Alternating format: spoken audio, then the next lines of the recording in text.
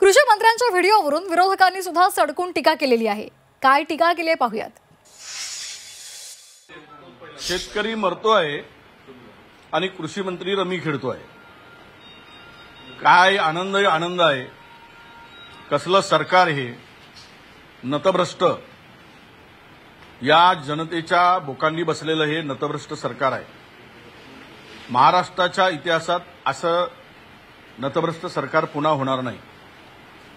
कुणाचीच पर्वा नाही। काय दुर्दैव आहे शेतकऱ्याचं। कृषी मंत्रीच रमी खेळताना मीटिंग करतय आणि काल विधानसभेत त्यांनी कर्जमाफीच्या बाबतीत समिती निगडित केली। शेतकऱ्यांच्या आत्महत्या होणार नाही याच्यासाठी काय उपाययोजना करू याच्यासाठी समिती गठीत करतय। आणि आमचे कृषी मंत्री आता ही 8वी 9वी चूक असेल, यांच्याकडून काय अपेक्षा करायच्या? म्हणजे इकडे शेतकऱ्यांना सांगायचं आहे का तुम्ही दारू पिताय म्हणून लग्नात खर्च होते म्हणून तुमच्यावर कर्ज होतं, आणि आमचा कृषी मंत्री रमीत गुंग असन तर मग शेतकऱ्याचं भलं काय होईल?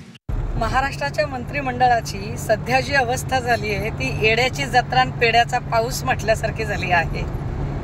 कधी एखादा सत्ताधाऱ्यांचा आमदार चड्डी बनियांवर खाली उतरतो, कॅन्टीनमधल्या कर्मचाऱ्यांना मारहाण करतो, कधी विधिमंडळाच्या प्रांगणातच अगदी गँगवॉर सारखी भांडणं लोकप्रतिनिधींकडून होतात, कधी एखादा मंत्री करोडो रुपये बॅगमधले मोजतानाचा व्हिडिओ पब्लिश होतो, आणि आता तर हद्द की विधिमंडळाच्या सभागृहामध्ये चक्क रमी सर्कल खेळताना कृषी मंत्री दिसतात।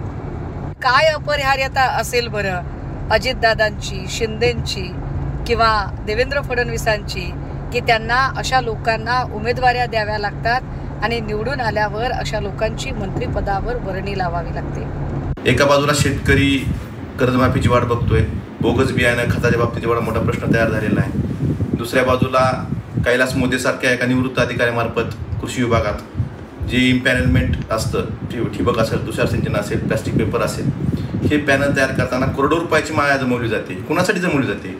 मग हे जंगली रमी खेळण्यासाठी तर जमवली जात नाही ना, हा प्रश्न मला पडलेला आहे।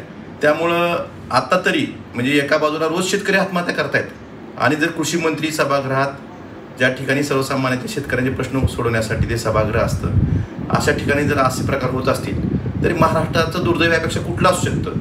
त्यामुळे आता तरी मुख्यमंत्र्यांनी कृषी मंत्र्याचा राजीनामा घ्यावा आणि पार्टी विथ डिफरन्स आपण जे सांगता हे सिद्ध करून दाखवावं असं